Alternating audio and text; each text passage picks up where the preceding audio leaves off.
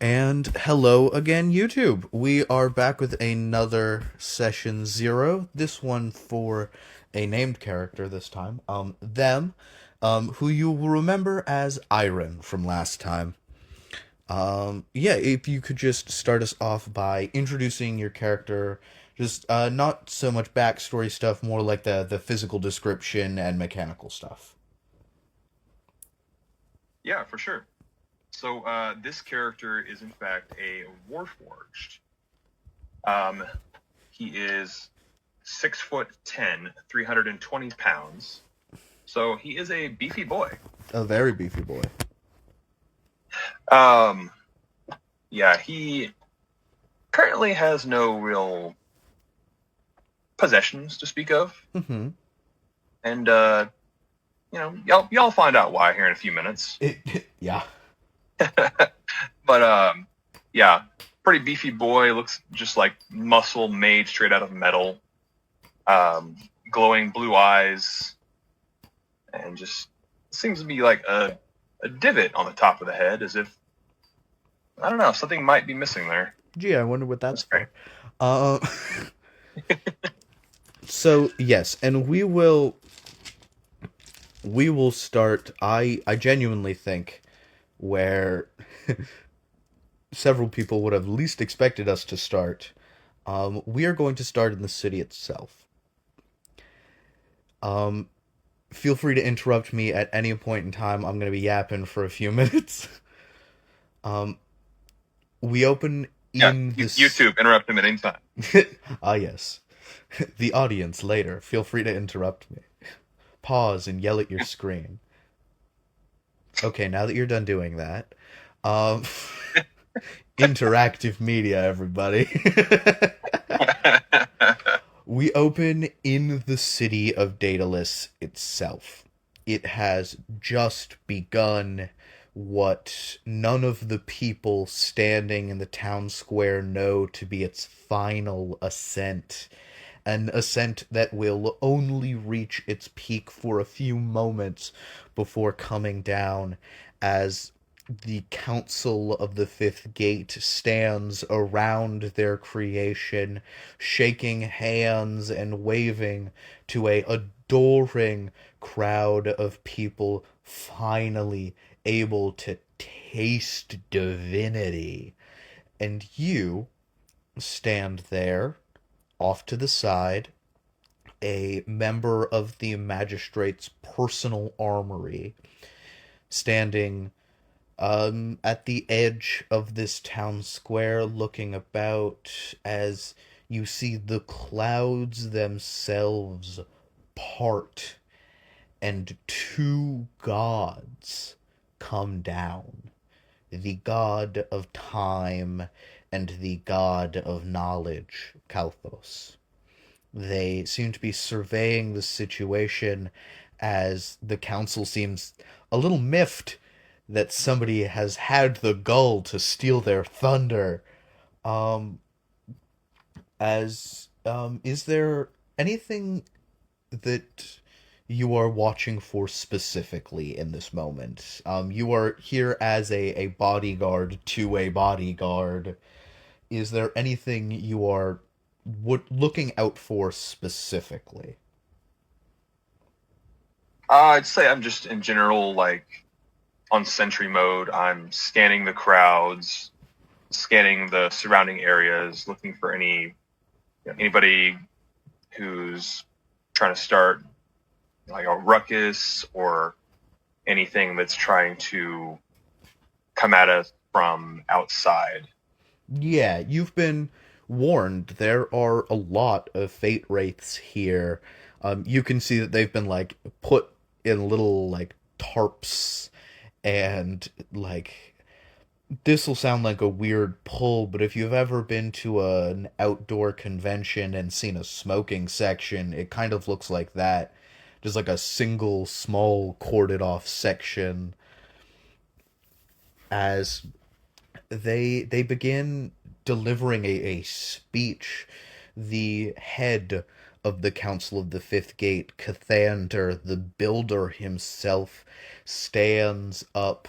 He raises his arm proudly as the crowd cheers, and he begins to speak. He says, "On this day, we become more than men. We see these gods coming down to usher our greatest moment of humanity into history itself.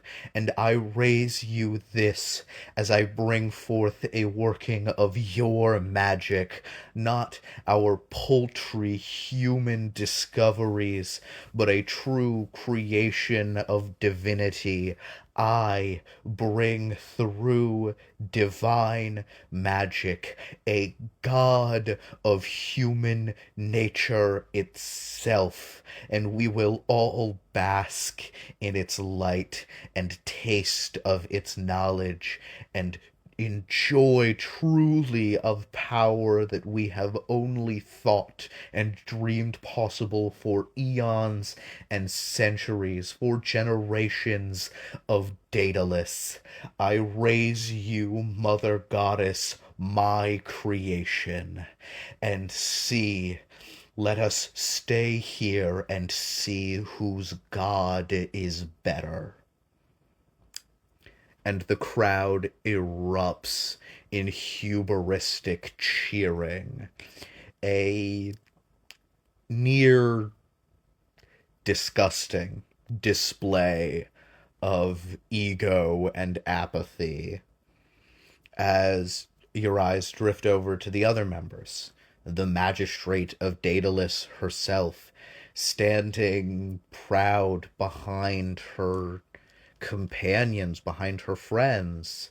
A dwarf grew to 10 feet as he stands there, also just enjoying his moment, his triumph. And someone like you. You know his name to be Elric, a warforge like yourself.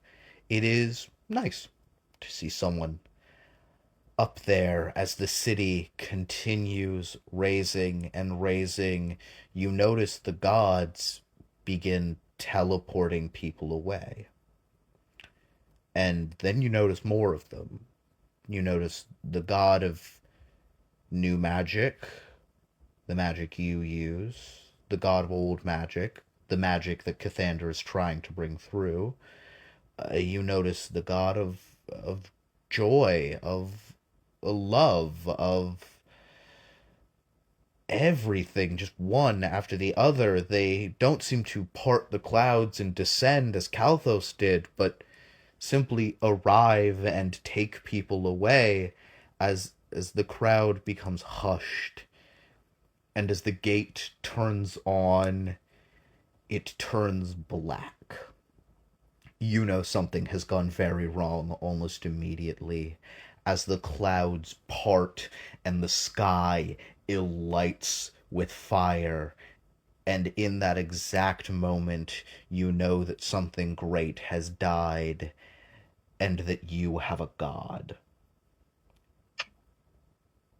What would you like to do?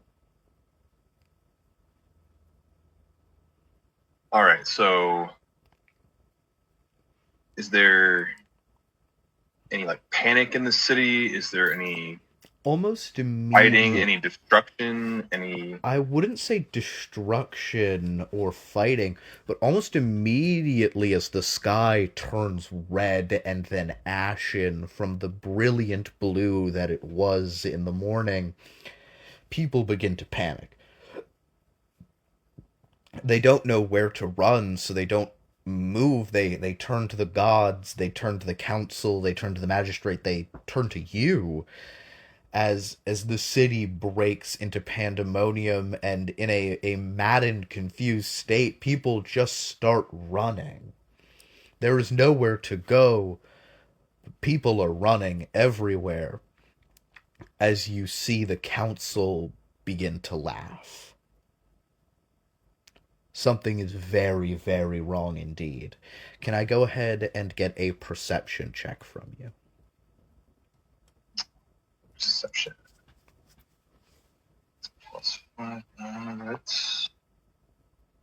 Let's go blue today. Let's go blue today. You know, the color of them's eyes. The color of them's eyes. Oh, that was a mistake. Oh no, I guess we're not going blue today. Uh, total of 11. Ooh, it's not bad. It's not bad. Was that insight or perception?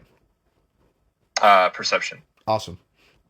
So you're looking at the council, cackling and laughing as the gods begin taking everybody they can reach, focusing on the young, the old, and those unable to fight as they grab a person, vanish. And you see the council reach to the sides of their face and tear away their skin to reveal other faces underneath. Dark-skinned, white hair in purple and black dress, they push themselves out of these skins like ill-fitting clothes. What would you like to do now? You have a chance to act before they do. Do I have like a sending stone or anything? Kind of communication device? I'd say you have a communication with the other, like, automatas, with the other, like, members of your force. Okay, then I will open the link to the other automatons, and I will say, "This is Series 7. Situation developing. All hands to the city square. Series 4. Prepare for battle." Heard loud and clear. Targets? And I will describe the targets. Yep. White of skin, black and purple armor. Assume hostile. Assume hostile. Lethal force permitted. Acknowledged. Acknowledged. The line cuts as a rhythmic thumping march comes tearing through the city as you are shoulder to shoulder with about 15 identical androids holding up firearms to these things as they grow extra limbs, cracking and bending bone that was not there. As what was once the council and is now a collection of spiders holds wands up to the sky and begins spraying the city with fire. Would you like to deal with the fire or attack them? Well, they're spreading the fire, so we're gonna attack the source. Awesome, yeah. So I'll say to the others, engage, open fire. Opening fire. Go ahead to roll to hit with advantage because all of you will give each other the help action. Gotcha. And I'll be using revolver. Use your rifle. Oh, are we far away? No, the rifle is just like, this is the heavy firearm you have all lifted and are essentially attempting to firing squad these people. Gotcha. At this point, the ammunition requirement is not something you need to worry about. It reloads automatically, not even as a reaction or bonus action, just due to your mechanics. Gotcha. All right, we're going to try blue again. Give it a shot, and if it fails, it's going into dice jail. And you know what? We all believe in second chances. That's a good rule to live by. Well, that's not bad. That's a 10. And using my +2 revolver has a +10, so dirty 20. Okay. Dirty 20 does hit. Just, but it does hit. as all of you unleash. Oh no, sorry. We were using rifle. It's +9, so 19. Nice. Meets it, makes it. Oh, okay, good. Still makes it. As all of you unleash a round of bullets onto these spiders, as one of them takes something between their hands, throwing a blanket like web around, catching all of these bullets as they begin spinning it like a sling, firing one and then two and then three off, as three of your comrades are hit between the eyes and fall over inert. Immediately, a divine right comes in. One moment. A true, just command. As you are given the order from on high to deal with the fire. Acknowledged. Awesome. And he'll back off with rifle and start moving towards the fires. Awesome. As you move towards the fire, your body reconfigures.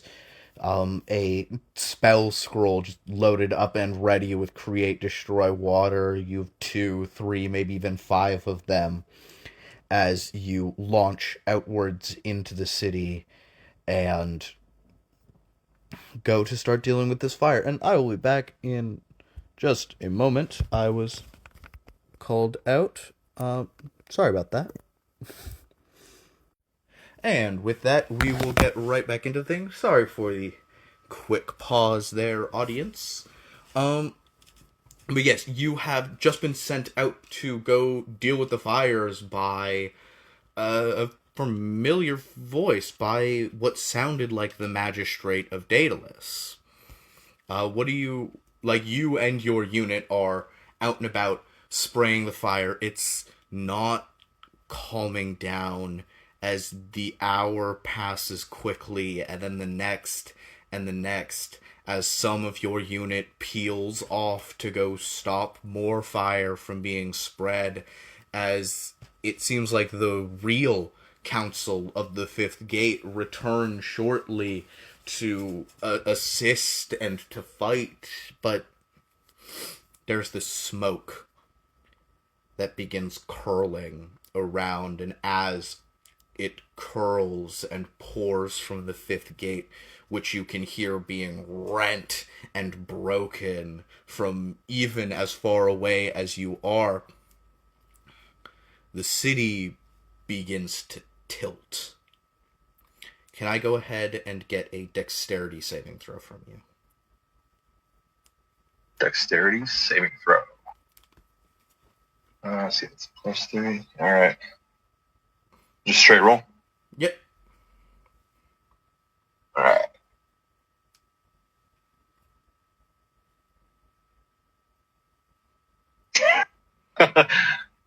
Rolled a 4, so that's a 7, and this dice is going in jail. And the dice is going to jail. That's fine. Hey, sometimes it needs to happen. As the city tips, and the geyser of water that is unleashing from your arm falls as you hit against a building. You take an absolutely massive 11 points of damage as a bit of you falls off the compartment for the additional weapons in your arm and body fall out. The weapons themselves falling out, you are able to grab and pull them to return them to where they should be as the city is tipped to an almost 45-degree angle. You are continuing to fall as you hit the back of your neck against a broken building, possibly the church itself. Go ahead, take another... That's better. 16 points of damage.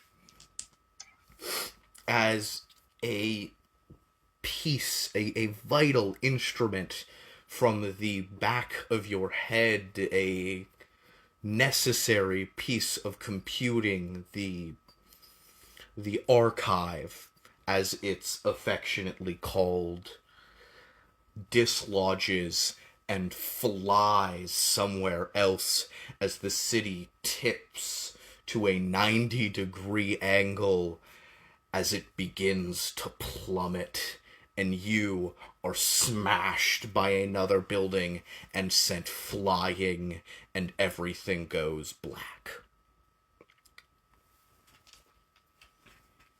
It is a very, very long time until your eyes open again, as a bit of light shines in. A middle-aged half-elf man reaching down and pulling your hand up from the snow, saying, "Hey, I think I found something. There's, something in here. It looks Daedalin. Come take a look at this." As a fellow party of young adults surround you, you are booted up and able to, even for moments at a time, remain powered. What do you think you would do or say, or where do you think them's mind would be?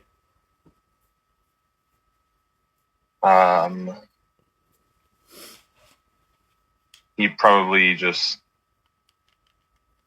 look around. Does he see anything familiar? It is nothing but sand, stone, and dirt.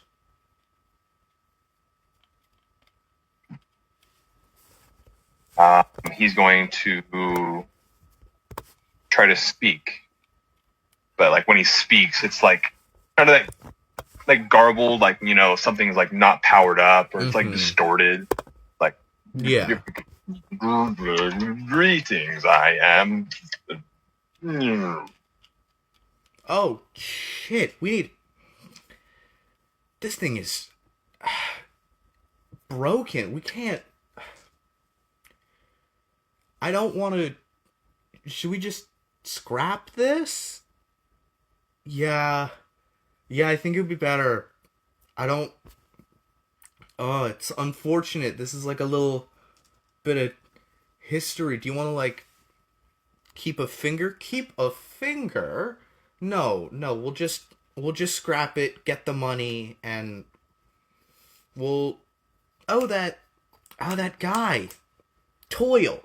He was looking for like old tech. Do you think he would want this? Yeah, I think he does. And as you hear them talk, you see one of them wrap a rope around both of your arms, and a half-orc barbarian slings you over his shoulders and goes, Don't worry, we'll take good care of you, Just do your best not to electrocute me. I might tear your head off your shoulders." As you I am very confused about all this going on. Yeah. Any other like observations or things that you're doing? I'm going to attempt to run a self-diagnostic and see if I can figure out what systems are currently operational. Yeah, go ahead and give me a medicine check with advantage. Alright. Blue's in jail. Let's go with purple. Yeah, purple served you well. It did. Let's see if it continues to do so. Alright, you said medicine with advantage? Medicine with advantage. Alright.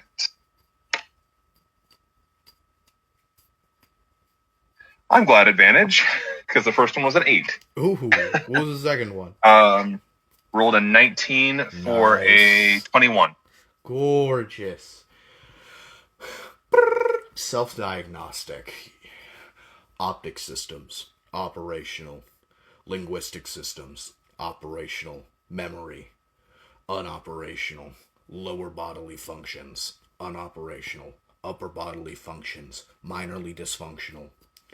Weapon systems, inoperable. diagnostic systems inoperable, and it shuts down. Just in my head, I'm like, oh no. What's that? It speaks! Doyle's gonna be happy. Doyle's gonna be happy. As you are brought trekking through the desert towards a cave, it looks like.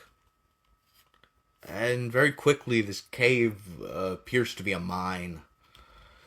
As you go through and inside two very large men, near identical, as the barbarian slings you up over his shoulders and goes, we got some old we got some old stuff for you, sir. Toil, sir. And before you are able to grasp anything, they are gone. Two men looking at you as they twist something, and your battery is disconnected and you power down. In that moment where you are powered down, what do you think you will be doing, thinking, feeling? Any plan, anything you have pieced together so far? I'm going to try and piece together everything I can remember about what was happening right before this. Yeah, you remember the desert very clearly. You remember the desert, the young adults that grabbed you from below the sands. Before that, you remember appalling, rushing winds, heat, fire, the ground hurtling towards you, a blue sky, lighting orange and then black, as the sound of laughter running through your head. You remember hitting the ground, and then black. Black, just as it is right now, before you are rebooted in the mines. One of the men staring opposite you as a hefty and large piece of technology has been implanted into your chest and back. The man opposite you is simply staring.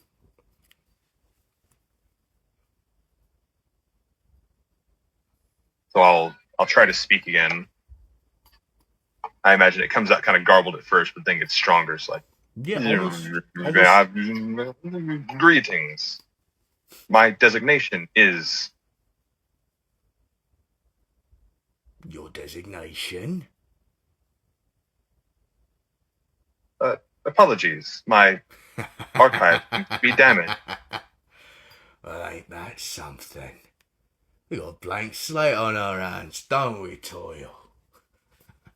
I'll reach up to my head where the archive normally is and try and see how damaged it is. It is not damaged, it is missing. Just... Oh dear. It appears my archive unit is missing. Well, ain't that a trouble? The archive is gone. God, what I wouldn't give. Alright then, No Name. What can you do for me? Seeing as I saved your life there. And rather a little bit of payback. Very well. Allow me to perform a systems check. Oh, your systems check is useless. It's gone. Bit of hardware that makes the whole system run. It's just cracked out the back end. That is My troubling. name is Tough. As you ought to be. You ought to be tough. I am Put tough? simple. Over there. That's an axe. It's my axe. You touch it, I'll shut you down for good. But right over there, that's a pickaxe. A little heavy for all humans to pick and play with. But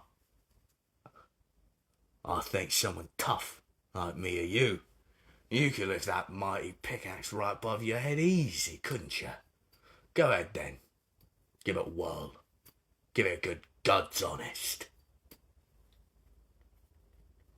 So I'll walk over, just boom, boom, boom, boom. Reach down and pick it up. It is light as a feather to you. And he goes, good, good. Now, the wall, right in front of you. Hit it with the pickaxe, as hard as you can. I'll look over him, look at the pickaxe, and then look to the wall and just rear back and just wham! Good. Take a big strike at it. Do it again. Wham! Again. Wham! The next year of your life transpires exactly like that. With Tough right behind you every time you swing, commanding again, again, again, as you bore a hole through the earth. You come across riches, jewels, as the tight tunnel around you presses deeper and deeper. Tough getting further and further behind you till his shouts of again, again, again are merely a suggestion, as you know what you do down here. And then it happens.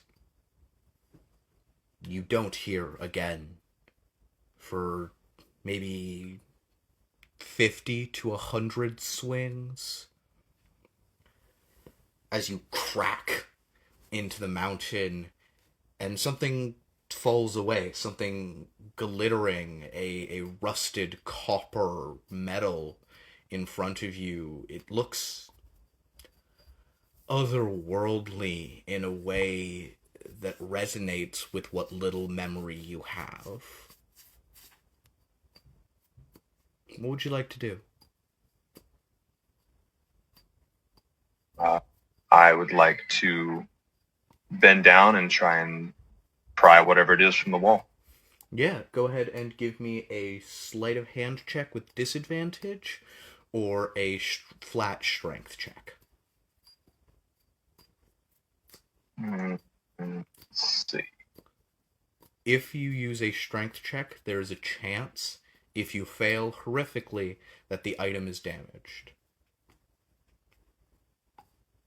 Let's go. Well, I don't want to damage it, whatever it is.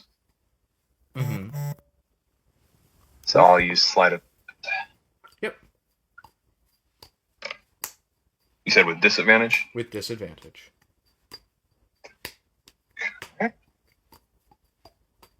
Oh no. Oh no. Okay, so that's a 3 or a 6 total.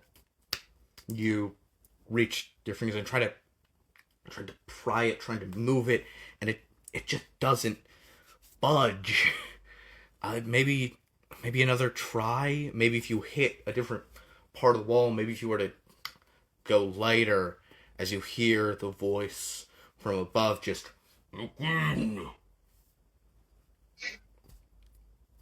Okay, so I will try and hit the rock around it to try and dig it out a little more. Yeah, you raise your pickaxe using your forearm, just sort of knock the bar in as 1, 2, 3, and a small hole in this place just, it trickles out onto the floor. You see something odd looking, something human but mechanical. A set of lungs made entirely robotic. They're not lungs. They're only shaped like lungs. Only shaped in a way that would fit inside a warforged like yourself. As you feel a gentle hum and a steady heat coming from this mechanical organ.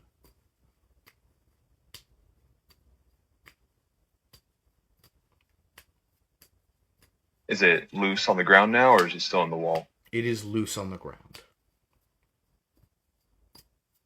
So I will pick them up. Is it a single item or 2 items? It is a single item, a set of lungs. Okay. I will pick it up, and I will look back over my shoulder. Is Tough still, like, ways away?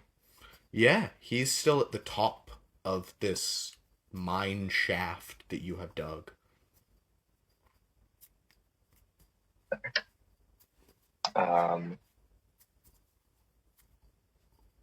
And can I tell what this item is? Exactly? Would you like to attune to it? Like, can I tell that it seems to be a power source of some kind? Yeah, you can feel it radiating with energy, that hum of something stronger than you are. And you know that, like, the battery pack that they have installed on you, that cumbersome glowing blue thing, it's attached somewhere into your back where something not of this shape but definitely of this size would attach. You know, just by looking at, just by your now fully operational diagnostic system, that you are able to replace the battery pack with this. What you don't know is if it has any power in it. I'll just look at it and just, good parts are hard to come by. Let us see if this has any charge left. And I will detach the harness itself and attempt to install this new power source. Yeah, go ahead, give me a Tinker's Tools check. You have 30 seconds to install this before you power down completely and somebody would need to reinstall the battery pack. Okay. Where do I find, like, my proficiencies? Do you have Tinker's Tools proficiency? I have Tinker's Tools. I'm trying to see where proficiencies would be listed. If you have them, I will consider you proficient, because there's no way to get them in D&D Beyond without, being something that would give you proficiency in them. So it is an intelligence check with proficiency. Okay, so intelligence, add proficiency. Where is my proficiency? Your level 5 should be 3. Or 2.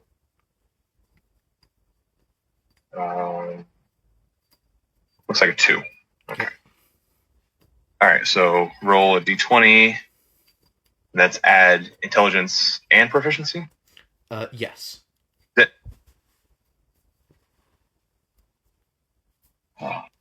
So 10, 14. Yeah, 14. Nice. It takes you about 2 minutes. You unhook with a gentle tsh as the heavy metal thunks to the side as you put it to your back. You feel it unleash wires into you, pulling itself to your core, your extremities. You feel something running through you, a sense of purpose, of design, of profit, of a world that is so ready to be yours, so ready to be changed into something so profitable as you gain a bit of extra sentience from this. You are no longer simply following the command of again, as you hear that cawing voice drift down this eerie tunnel into the earth. As I'd say, for what is likely the first time, you get annoyed.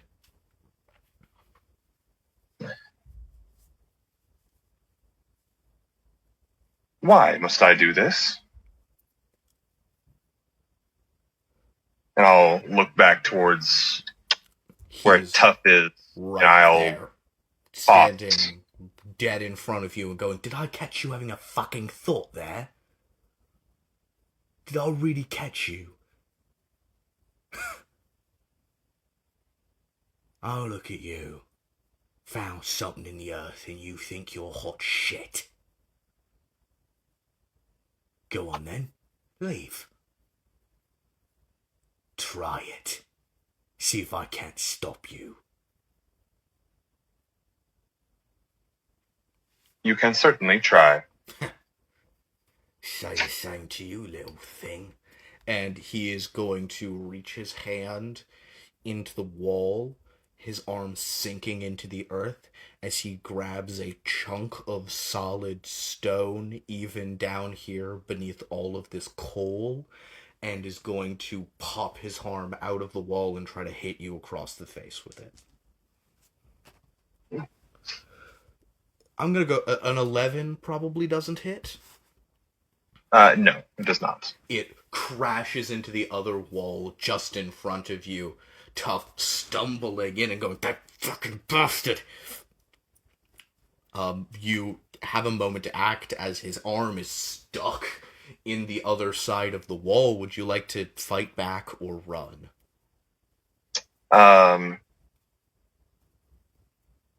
But do a very quick check. Are weapon systems online? Weapon systems are operational. You don't have any weapons.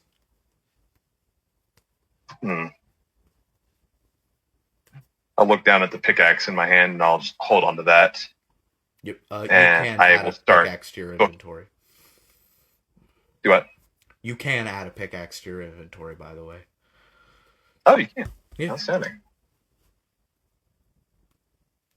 All right, so I'll hold on to the pickaxe, and while he's stuck there, I'll start booking it up the tunnel, and I'll start looking for an exit. Yep. You tear up the tunnel. The second you break out into that wider room, you see that there is a mine here, but you haven't been digging anywhere near it. You have been going straight down through a mountain of coal, just pushing through as piles of coal, gold, silver, diamonds even just fill the room you're in, as on the table or a piece of stone, possibly even granite or marble that looks like a table, there rests 2 revolvers, 1 pristine hunting rifle, a set of boots, and a device to carry all of these guns on your person. As also, on top of all of these things, just simply sat here on the table, there's a hat. Wide brim, not quite a top hat, but it's, pretty large, got a divot in the middle. It looks proper handmade leather. What, if anything, do you take?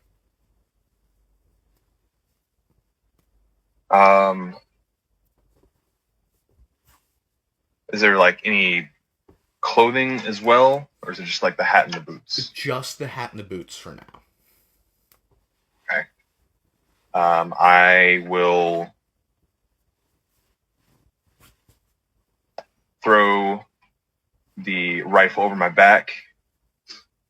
I will activate the holsters in my thighs. So 2 compartments open up, and holsters will slide out on either side of the outside of my thighs. And I'll quickly holster the revolvers. Mm-hmm. I'll slip the hat on my head, and then I'll shove everything else into the backpack, sling it over my back. And I might try and snag 1 or 2 of those diamonds on the way out. Yeah, go for it. You slip 1 or 2 of those things, understanding the value as a word plays over and over in your head, a flash of fire as you touch this object, as a voice that you do not recognize but feels the same as the god that called to you when that city fell, in memories you don't yet have. You feel the enterprise of this place as you grab that diamond, put it in a small compartment somewhere on your body, and bolt out of that place. The runic symbol of something, of fortune, of profit, of enterprise, burnt into your head.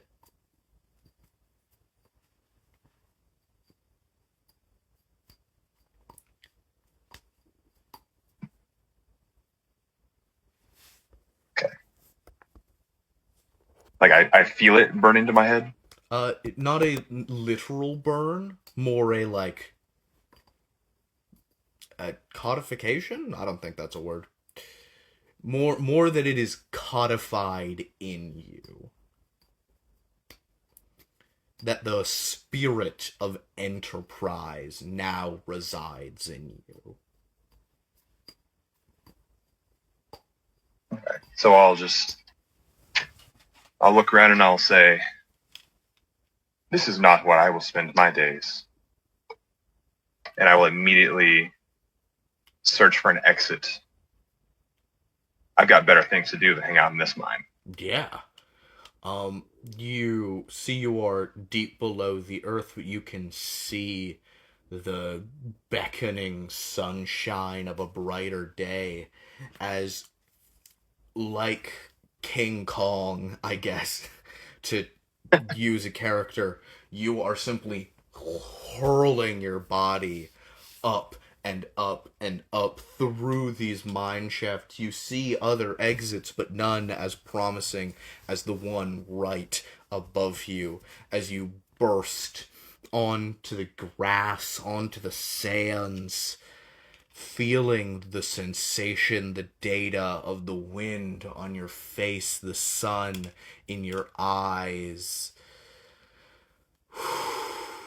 There is a moment of just true calm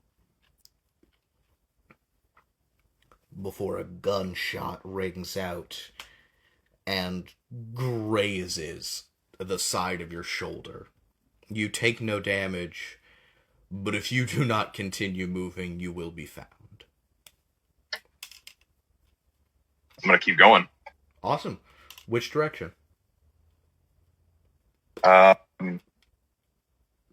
Quick glance around. What do I see?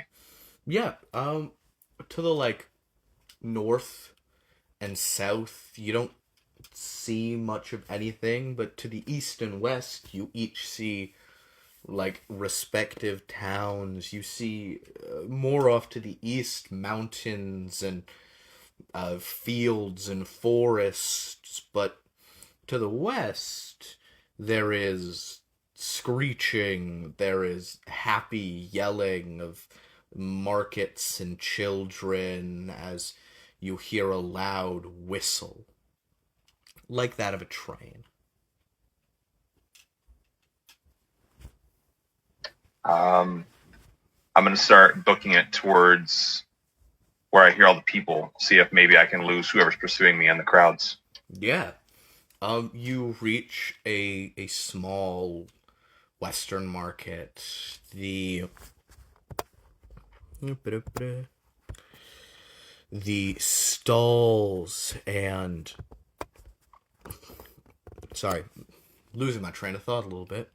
The stalls and vendors just heckling and screaming. People stop when you enter. They turn and stare and watch in awe and confusion at this Daedalin warcraft that marches through their humble market as a man possibly in his late 70s, gray hair, wrinkled face, halfling, it seems, just sort of lifts up to you with a shawl over his arm and goes, "You boy, are you from the Flying City?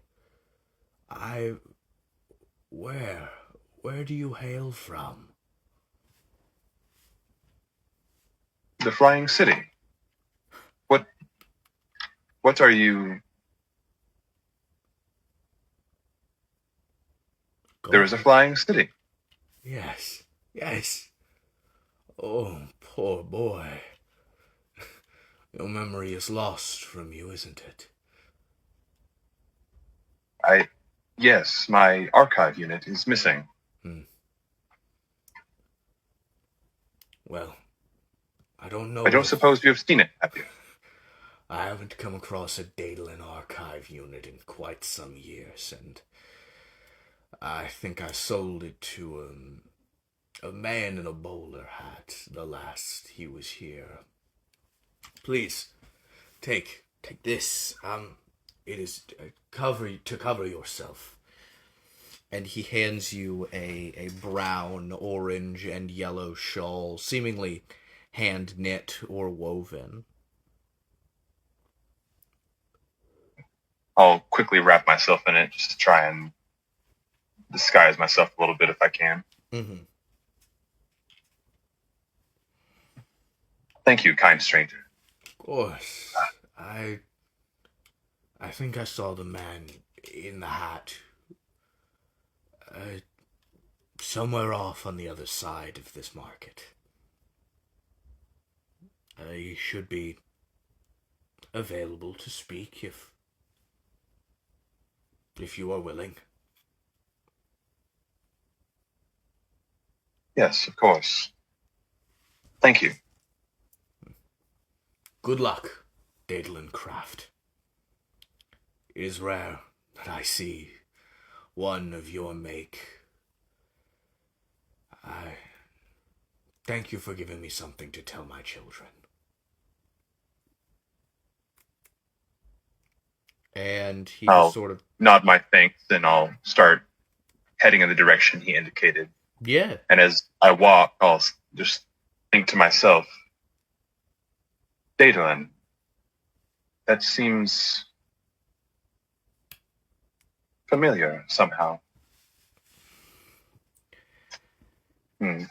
As the rumor of Daedalus is given to you so freely by this old man, you get a flash of something, of standing arm in arm with identical bodies, just hand raised in salute as a young woman in a blue cloak with white hair walks past you. But that is all.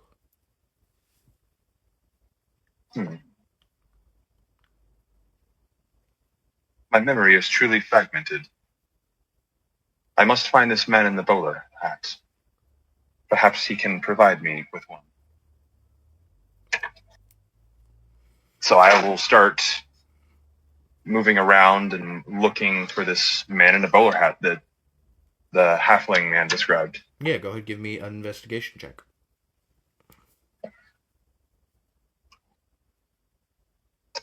Investigation. What is that? +2. Okay, so that's cocked. Don't roll it there.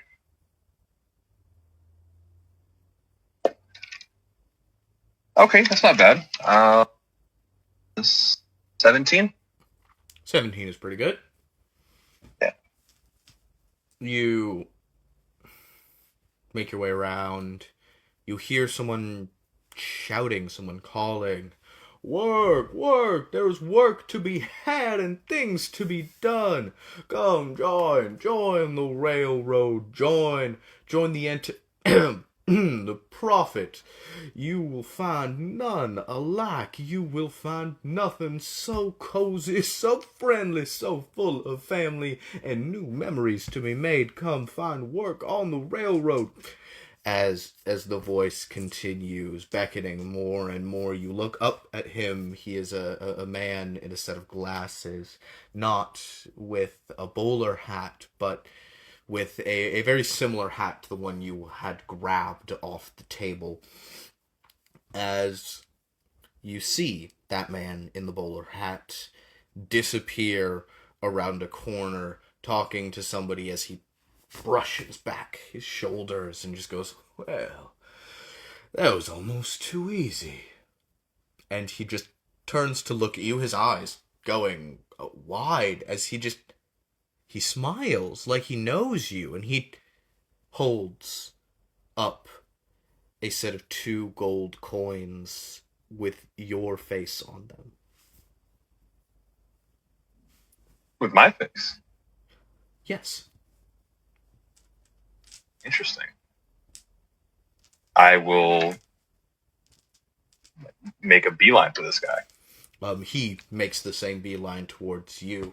As you reach him, he grasps your hand in both of his, one in a firm handshake, the other clasped around the back. He shakes firmly. He goes, now, it has been ages since I have seen someone of your make and model around here. Oh boy, you are a sight for sore eyes, aren't you them? Thank you for making my acquaintance as you have chosen to do.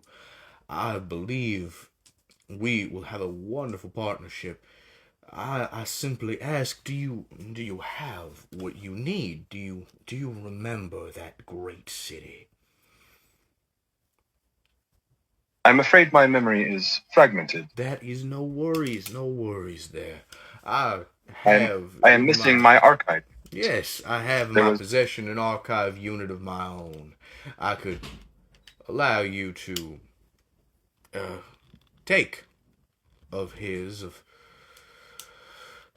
the units there, and in exchange I only ask for a little bit of work in return. See, I have a few friends who are looking for something of your make and model, something to dig, something to burrow into the earth, to find something of immense value for them.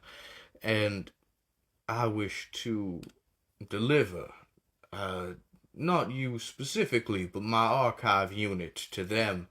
I'd need someone to keep him safe, you understand? To keep who safe? Oh, well, I gave that. I don't think that's a question that I need to be answering. You keep yourself safe for that matter, and, well, as long as you're alive, and as long as the other members of your cabin are alive, you will keep hold and here. And he produces a single golden ticket, shining and foil wrapped, from his coat pocket, and he says, "Cabin 6. Take this to that man up there with the glasses, and he'll put you in cabin 6. Tell him Copper sent you."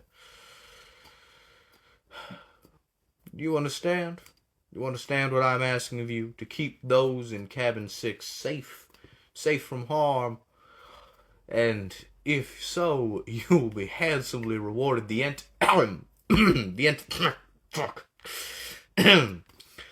The currency of the situation, one you will be very well acquainted with. Do I make myself clear? Hmm. Your terms are acceptable. Wonderful. I would require one more thing. Oh, make requests now. I ain't never met a Yes. war droid that made requests, but you have my attention. I believe I stand out a bit too much. Perhaps a bit of human clothing would assist. Oh, don't worry. Simply avail yourself to the remedies already in place at your cabin, and we will see to it that you are given proper accommodation. Do you require a face mask of some kind, or do you think simply the clothes and outfit, something to impress yourself upon a more human crowd, would be more well liked? I believe the clothing will be sufficient. Wonderful. Now, and he puts the ticket in your hand, wraps it up, pats the top of his, and goes, "Now, I would like to give you one more thing, a trade to teach you the ways of the ways of commerce. It is of my understanding that you have a precious gem in your pocket. Am I correct?"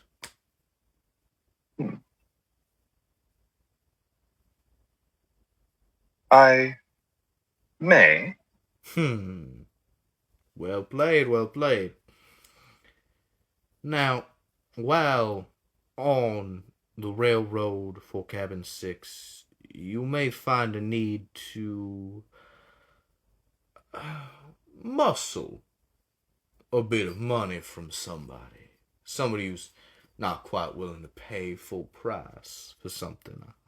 I hope you understand. It's merely a formality of the trade.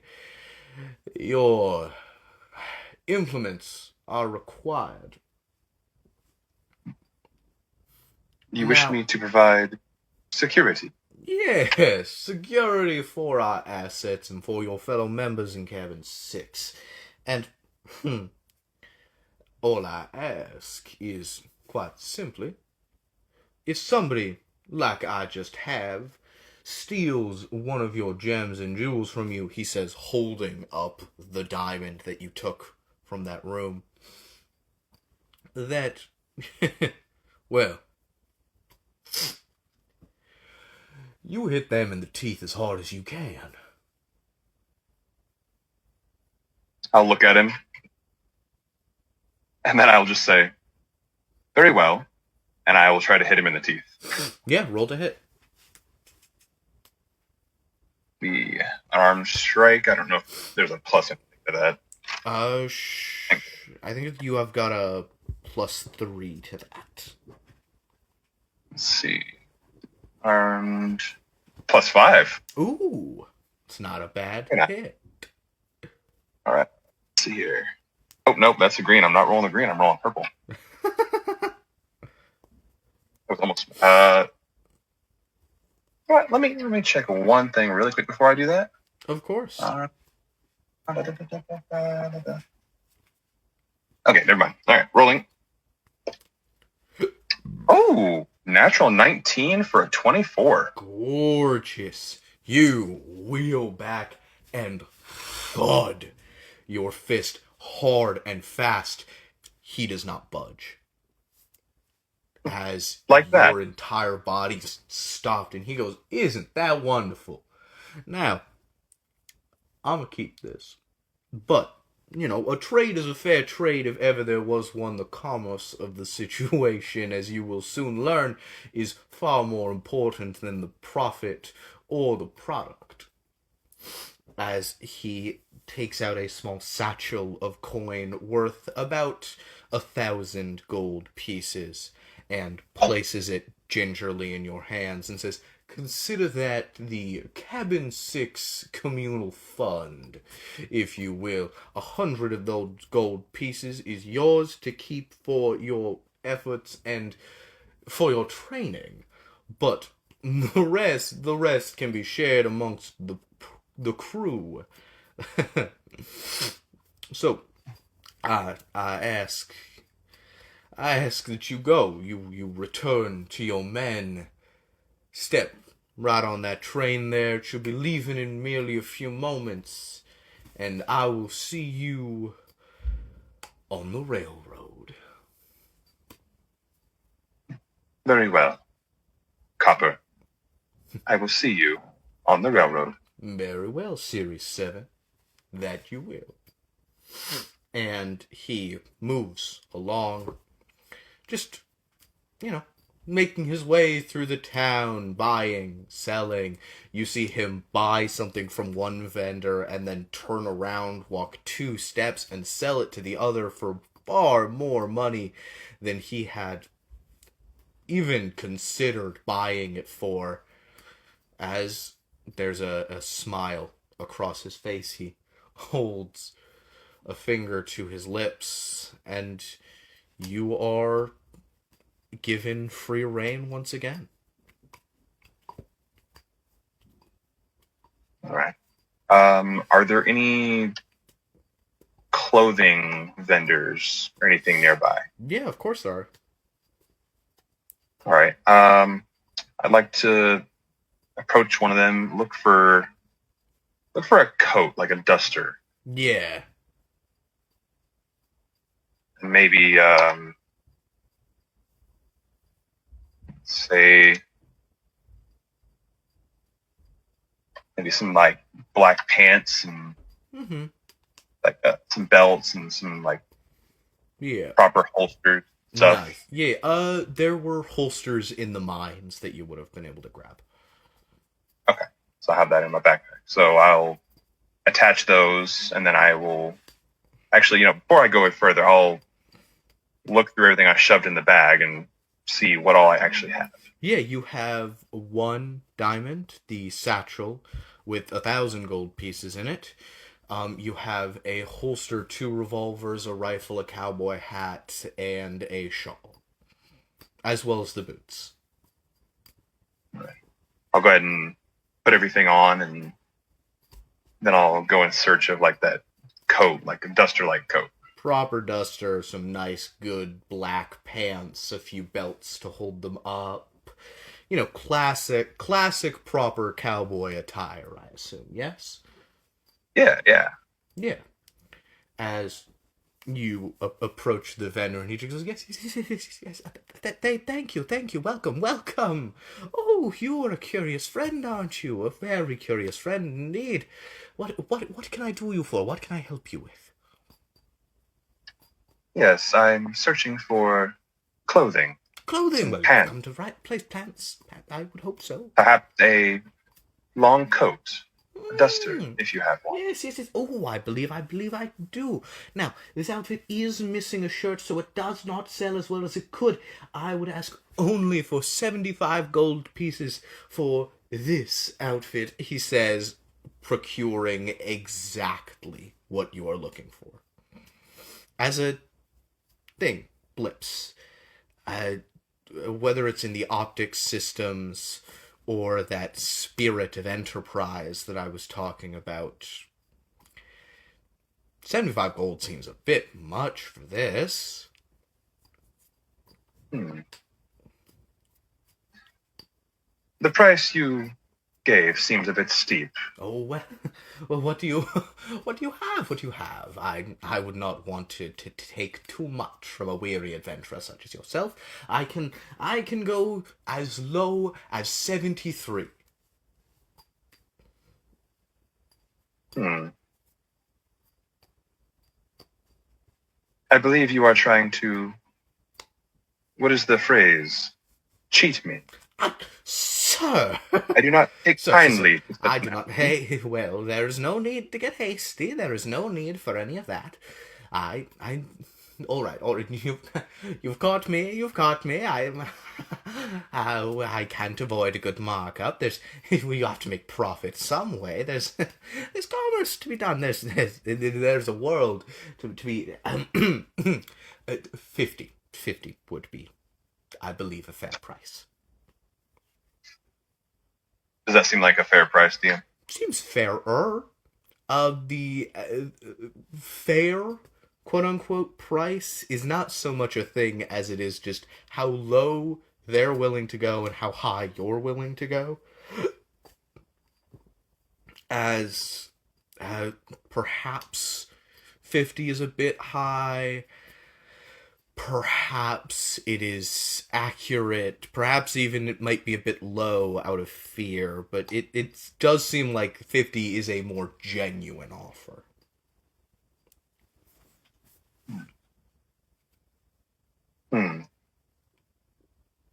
Counteroffer. I'm listening. I will offer 40 gold I, in the promise of a potential of return business. well, if I'm here every weekend, every Saturday through Monday. Yes, of course, I think 40 would be quite fair. Just this, and he holds out his hand for the coin. So I'll reach into the satchel and I'll pull out 40 gold. Awesome.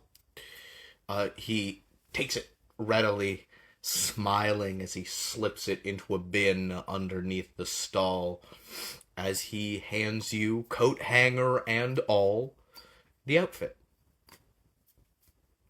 I'll go ahead and slide the coat on. Nice.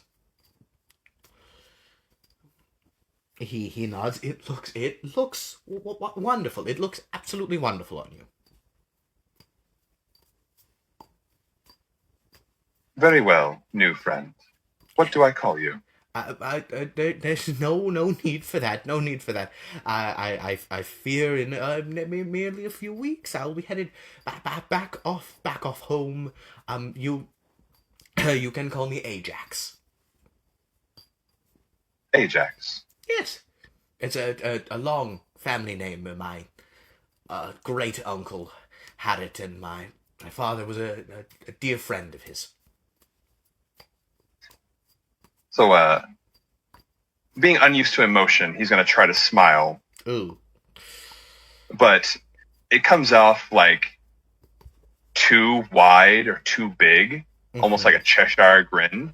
Yeah. And he says, I shall remember you, Ajax. Thank you, sir. That would be wonderful. And then I'll just grin a little bit bigger and say, see you soon, Ajax. As you leave, he sort of like mutters under his breath, just like, gee, I hope not.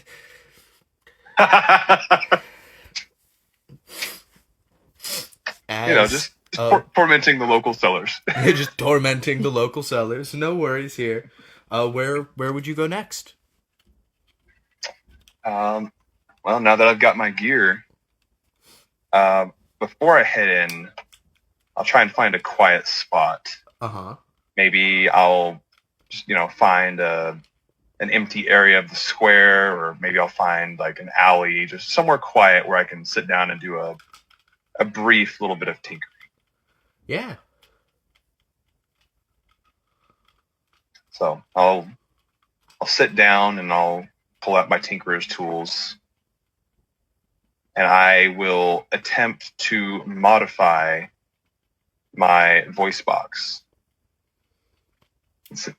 Start to think that perhaps the voice I have is not suited to my current setting. Mm-hmm. I think maybe I need a little more of a rough and tumble.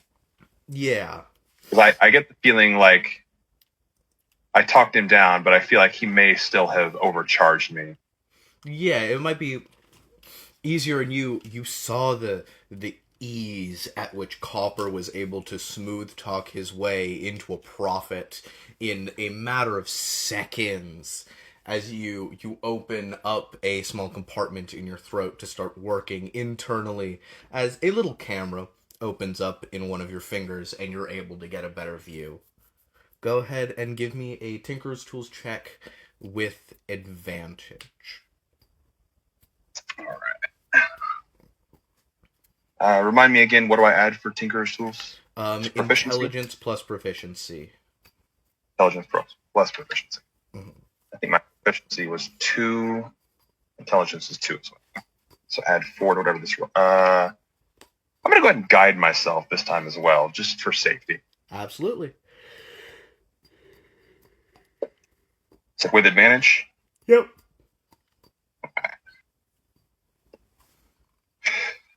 Ooh.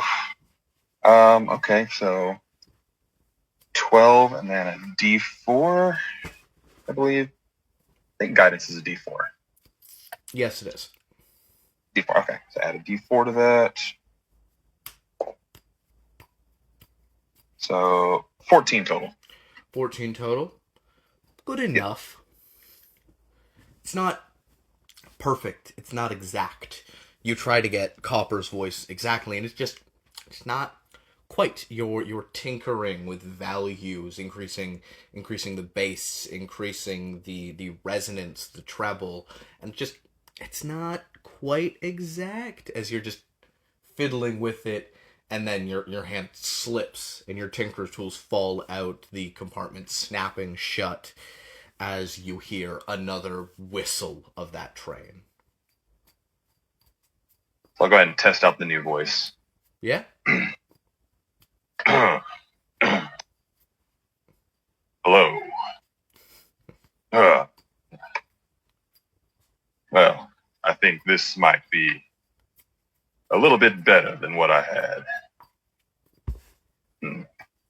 I think it will suffice for now. All right, then. To the train. I'll gather up my tools and head towards the man that Copper directed me to. Yes. He is still shouting and screaming, still calling people over for work on the railroad. And he turns his eyes to you and goes, well, I do know. Oh, a good working face when I see one. Are you here to be a builder on the railroad? Are you here for the endless opportunity and my apologies, and the possibilities to find on the open sands? What can I do you for, my good friend? So I'll hold up the golden ticket. I'll say, our mutual friend, Mr. Copper, sent me. Oh, ain't that right? Cabin 6, I do believe. Now, I just sent in a young man down there, and he should be joining you shortly. You should make his acquaintance. He is going by Scarab at this moment, and you will enjoy his company as he will enjoy yours, I hope. Indeed.